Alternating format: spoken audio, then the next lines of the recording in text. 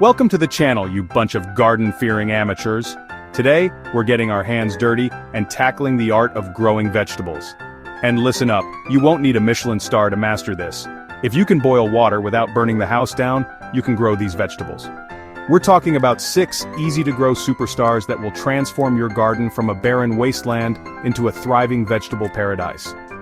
We'll guide you every step of the way, from those tiny, pathetic-looking seeds all the way to a bountiful harvest. So put on your gardening gloves, grab your tools, and get ready to learn from the best. Let's turn you from clueless kitchen klutzes into culinary geniuses, one vegetable at a time. First up, we're tackling the mighty tomato. This isn't some soggy, flavorless supermarket abomination. We're talking about real juicy tomatoes bursting with flavor. Now listen carefully, you don't need a greenhouse or fancy equipment to grow these beauties. Start by finding some decent-sized pots. None of those pathetic thimble-sized things.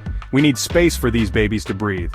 Fill them with some good quality potting mix. Something that looks alive, not like it's been dug up from a graveyard. Next, grab your tomato seeds. And don't even think about planting those dusty, ancient packets from your grandmother's attic. We're after fresh, viable seeds that will actually germinate. Plant those seeds about a 1/4 inch deep in the soil and give them a good watering. Now, tomatoes crave sunlight like I crave a perfectly cooked steak, so find a sunny spot for them. Preferably one that gets at least 6 hours of direct sunlight each day. Keep the soil consistently moist, not soggy, mind you, we don't want to drown the poor things. In about 6 to 8 weeks, your tomato seedlings should be big enough to transplant into larger pots or directly into the garden. When you transplant them, bury the stems up to the first set of leaves to encourage a strong root system. And for God's sake, support those plants with stakes or cages. We don't want them flopping over like a bad souffle. Keep an eye out for pests and diseases and deal with them swiftly and decisively. Now, with a bit of care and attention, you'll be harvesting baskets full of juicy, flavorful tomatoes in no time. You'll be the envy of the neighborhood, and trust me, there's no better feeling than using your own homegrown tomatoes in your cooking. Next up, we're tackling lettuce, the workhorse of the salad bowl. And don't even try to tell me you can't grow lettuce, it's so easy even a donkey could do it. Forget about those flimsy supermarket bags of lettuce that wilt faster than your enthusiasm for gardening. We're growing our own, and trust me, it will taste 1,000,000 times better. Find a spot in your garden that gets at least partial sunlight. Lettuce isn't as demanding as some of those high-maintenance vegetables, but it still needs a bit of sun to thrive. Now grab your lettuce seeds, and don't even think about sowing that entire packet unless you're planning on feeding the whole neighborhood. Lettuce seeds are tiny, like little grains of sand, so sow them thinly in rows about 12 inches apart. Once you've sown your seeds, cover them lightly with soil and water them gently. You don't want to blast those delicate seedlings out of the ground. Keep the soil moist, not soaking wet, and within a week or two, you should see those tiny lettuce seedlings emerge. Now here's the beauty of lettuce. You can start harvesting it once the leaves are big enough to eat. Simply snip off the outer leaves and let the center continue to grow. That's right, you can keep harvesting from the same plants for weeks. It's like the gift that keeps on giving. So, there you have it, a foolproof guide to growing your own delicious fresh lettuce. No more wilted supermarket salads for you. Now let's talk about radishes, the sprinters of the vegetable world. These little crimson gems are ready to harvest in a flash, so even if you've got the attention span of a goldfish, you can handle these. Forget about those bland, woody radishes you find in the supermarket. We're growing radishes that are crisp, peppery, and bursting with flavor.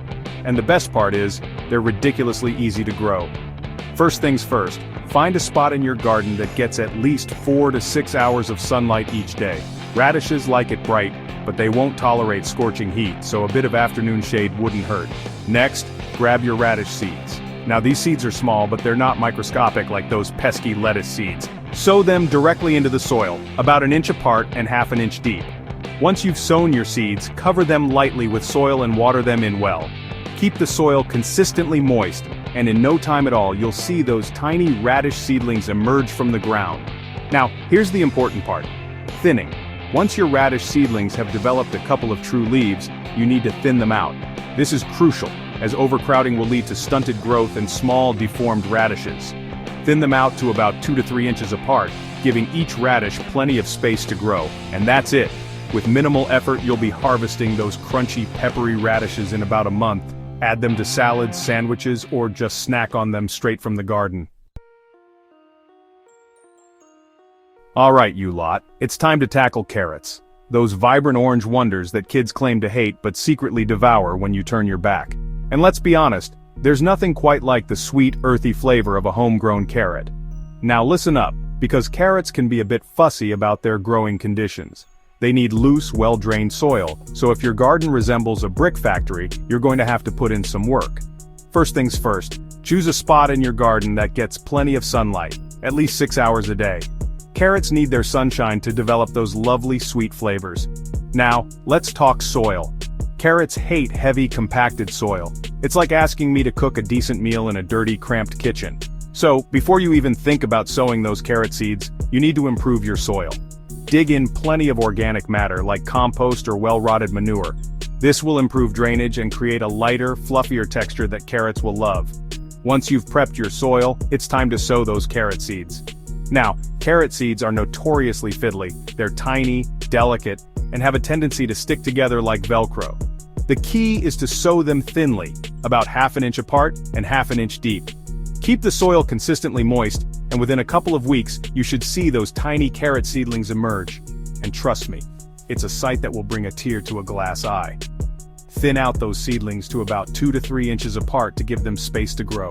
With a bit of patience and attention, you'll be pulling up those beautiful, crunchy carrots in no time. Next up, we're tackling cucumbers, the refreshing superstars of the summer garden. These cool customers are surprisingly easy to grow, even if your gardening skills are a bit, shall we say, underdeveloped.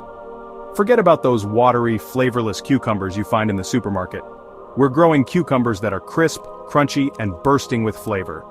First things first, choose a sunny spot in your garden for your cucumbers. They need at least 6 hours of sunlight each day to thrive. Cucumbers also love to climb, so provide them with a sturdy support system like a trellis, fence, or even a few strategically placed bamboo canes. Now, let's talk soil. Cucumbers prefer well-drained soil that's rich in organic matter. If your soil resembles a concrete block, you're going to need to add some amendments like compost or well-rotted manure.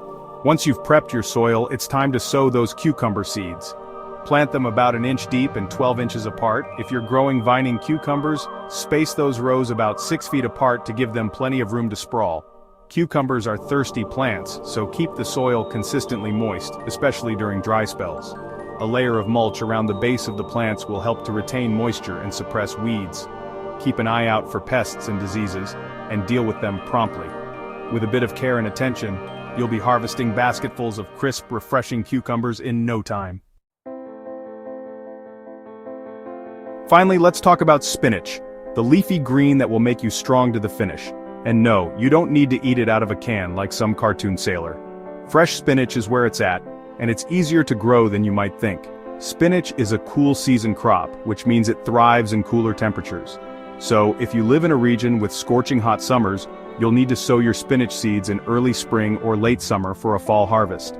Choose a spot in your garden that gets at least partial sunlight. Spinach can tolerate some shade, especially during the hottest part of the day. Now, let's talk soil. Spinach prefers fertile, well-drained soil that's rich in organic matter. If your soil is lacking in nutrients, dig in some compost or well-rotted manure before sowing your spinach seeds. Once you've prepped your soil, it's time to get those spinach seeds in the ground. Plant them about ½ inch deep and 2 inches apart. If you're sowing multiple rows, space them about 12 inches apart. Keep the soil consistently moist, and within a few weeks you should see those tiny spinach seedlings emerge. Thin out those seedlings to about 6 inches apart to give them room to grow, and that's it. With minimal effort, you'll be harvesting armfuls of fresh, nutritious spinach in no time. Add it to salads, smoothies, pasta dishes, or wilt it down with a knob of butter and a sprinkle of sea salt for a simple, delicious side dish. Well, there you have it, you lot. 6 easy-to-grow vegetables that will transform you from a culinary zero to a gardening hero. Now stop making excuses about not having enough space, time, or talent. If you can operate a smartphone, you can grow these vegetables, so what are you waiting for? Get out there and get your hands dirty. And remember, gardening is a journey, not a destination. There will be triumphs and disasters along the way, but that's all part of the fun. And who knows, you might even surprise yourself with your newfound green thumb. Now go forth and grow.